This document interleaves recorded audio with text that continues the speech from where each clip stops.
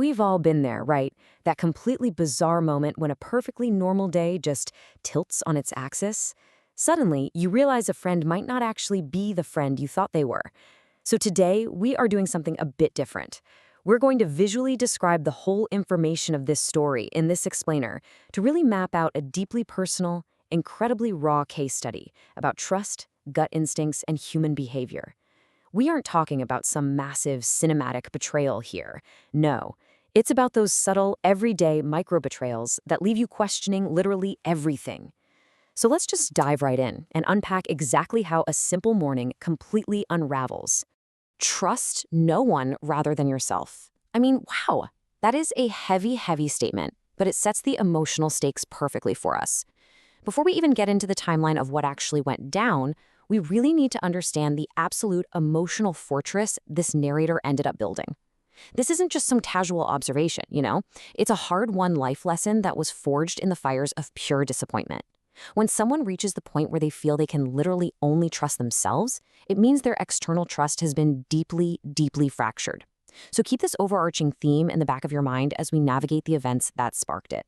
And this list right here, it perfectly captures the mental aftermath. Things like don't ignore someone's expression, or don't let others underestimate you, and even don't explain yourself to people who know you. There is this massive, distinct theme of self-preservation running through this whole manifesto. It's all about setting boundaries and finally paying attention to red flags. But okay, to truly understand why these specific, incredibly heavy life lessons were written down, we've got to rewind. We have to look at the exact Sunday morning that triggered this entire psychological cascade. Let's jump back to the very beginning because the contrast here is just staggering. Picture this. It's a weekend, specifically July 25th and 26th. It is a completely normal Sunday.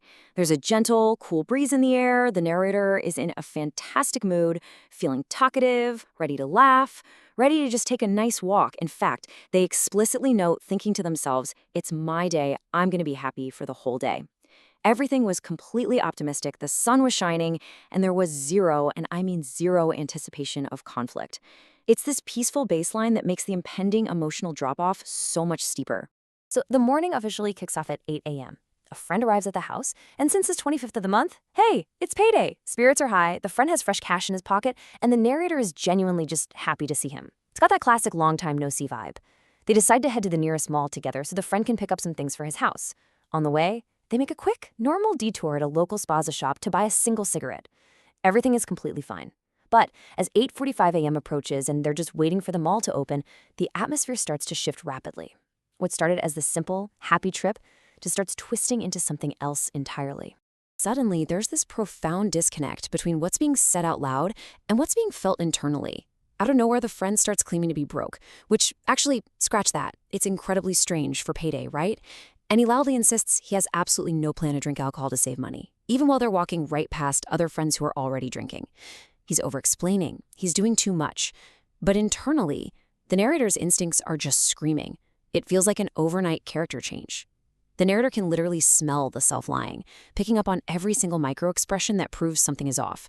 But instead of arguing, they stay completely quiet, just feeding their gut instinct and observing this incredibly bizarre behavior. And then we hit the crucial turning point at 8:45 a.m. The narrator, observing all this strange, nervous, erratic energy, just points out that the mall shops don't actually open until 9 a.m. They logically suggest, hey, let's just wait for a little bit. It's a perfectly normal, sensible suggestion to kill 15 minutes, right? In response, they get a freezing. Okay. The friend acts as if the narrator is actively delaying him. The warmth of that 8 a.m. greeting, totally gone. Vaporized. It's immediately replaced by this cold, dismissive, completely awkward wall of ice. When the narrator logically suggests waiting until 9 a.m., the friend reacts with this intense pressure and annoyance. And this is where it gets so deeply human. The narrator actually starts rationalizing the friend's bad behavior. They literally tell themselves, nah, man, he's just excited and feeling the pressure of getting what he always wanted. The narrator uses their own empathy to excuse the absolute coldness. Remembering what it feels like to be loaded with cash on payday, they give this friend the ultimate benefit of the doubt. But then, the absolute breaking point hits. The friend abruptly decides to leave with a completely different childhood friend, abandoning the narrator entirely the second a shiny new option presents itself. Left me behind, I won't lie, Was disappointment, embarrassed at the same time, but believe me, I hide every feeling of mine. Man, the raw honesty here is just striking. I mean, think about that visceral sting. You're walking with someone, you are actively making mental excuses for their weird mood, and they just ditch you in public. The immediate rush of disappointment, perfectly mixed with public embarrassment, is such a universally painful experience. And what do? We do exactly what the narrator did. We build a wall, we hide the feeling, we pretend it doesn't hurt. But internally, the mind starts racing a million miles a minute to process the shock. This launches directly into a frantic, rapid-fire inner monologue. It's that desperate attempt to make sense of a sudden abandonment.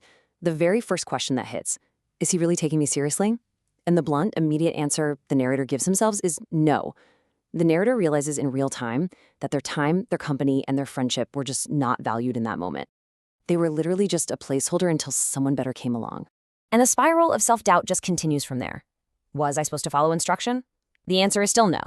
The narrator starts desperately scanning their memory of the last 45 minutes, wondering if they somehow missed a subtle social cue. Like, did the friends secretly want them to leave? Did they fail to read between the lines of all that rambling about money and alcohol?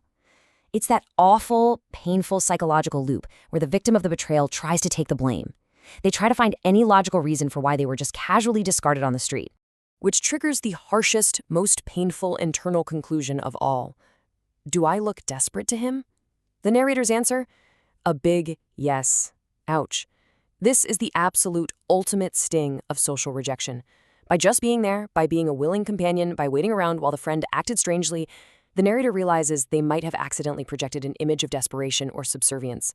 They realize the friend saw he had other choices and just completely took all the power in the dynamic. It is a brutal, unguarded, incredibly tough moment of self-reflection. And all of this leaves one final, unresolved thought lingering long after that Sunday breeze has faded. What should I do with this attitude towards?